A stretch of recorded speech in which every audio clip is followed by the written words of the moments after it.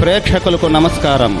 ADN news TV మనదర్శి మన local channel.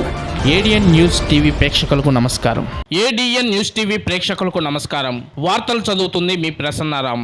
ప్రతి పల్లెకు ప్రజాయాత్ర కార్యక్రమంలో భాగంగా దర్శిలోని శివరాజనగర్లో బీసీ నాయకులు, దర్శి మున్సిపల్ కౌన్సిలర్ బత్తుల తిరుపతయ్య అధ్యక్షతన జరిగింది. ఈ సందర్భంగా బత్తుల తిరుపతయ్య మాట్లాడుతూ బీసీల కోసం టీడీపీ పార్టీ నిరంతరం అండగా ఉంటుందని, వైసీపీ ప్రభుత్వం బీసీలకు తీవ్ర అన్యాయం చేసిందని అన్నారు. అనంతరం టీడీపీ ప్రకాశం మాజీ లీగల్ సెల్ అధ్యక్షుడు పరిటాల సురేష్ మాట్లాడుతూ ఏలూరు సాంబశివరావుపై పెట్టిన అక్రమ కేసును ఖండించారు. ఇలాంటి అక్రమ కేసులు పెట్టి గెలవాలని వైసీపీ కుట్రలు పనికిరావన్నారు. రాష్ట్రంలో వైసీపీ అధికారంలోకి వచ్చిన తర్వాత ఎంతో మంది ప్రభుత్వ ఉద్యోగస్తులను వేధిస్తుందని అన్నారు. రాష్ట్రంలో వైసీపీ పార్టీకి తుది ముట్టించడానికి అన్ని వర్గాల ప్రజలు సిద్ధంగా ఉన్నారని ఆయన ఈ సందర్భంగా తెలిపారు. కార్యక్రమంలో బత్తుల త్రీనాథ్, బాలరంగయ్య, శ్రీను, గ్రామస్తులు అధిక సంఖ్యలో పాల్గొనడం విశేషం. ఈరోజు ఈ రాష్ట్ర భవిష్యత్తును అంధకారంలో చేసిన ఈ జగన్మోహన్ రెడ్డిని సిద్ధంగా ఉన్నాడు ఇంటికి పంపించడానికి. అందులో ఈ కార్యక్రమంలో భాగంగా మనం ప్రతి పల్లెకు ప్రజాయాత్ర కార్యక్రమంలో భాగంగా ఈరోజు మనం ఇక్కడ శివాజీనగర్ ఇక్కడికి చేస్తున్నాం.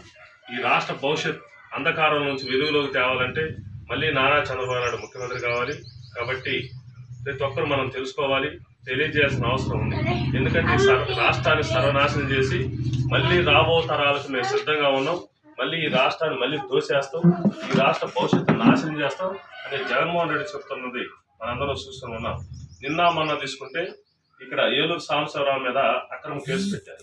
ఇలాంటి అక్రమ కేసులు పెట్టి భయపెట్టి ఏదో గెలవాలని కోవడం ఏమాత్రం మంచి పద్ధతి కాదు.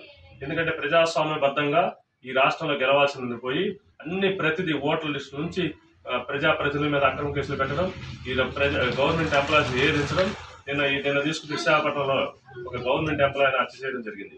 ఇలాంటి దుర్మార్గం పాలన అంతమొందించే వరకు మనందరం కలిసికట్టుగా పనిచేయాలి. కాబట్టి ప్రతి ఊరు మనం అందరం తిరుగుతున్నాం, ప్రతి చోట చర్చ కూడా జరుగుతుంది.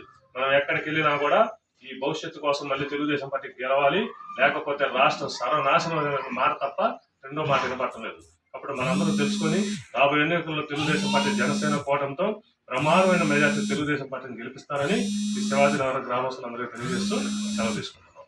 వర్ధిల్లాలి నారా చంద్రబాబు నాయకత్వం, వర్ధిల్లాలి అచ్చెన్నాయుడు గారి నాయకత్వం, వర్ధిల్లాలి బాలాజీ గారి నాయకత్వం. జై తెలుగుదేశం.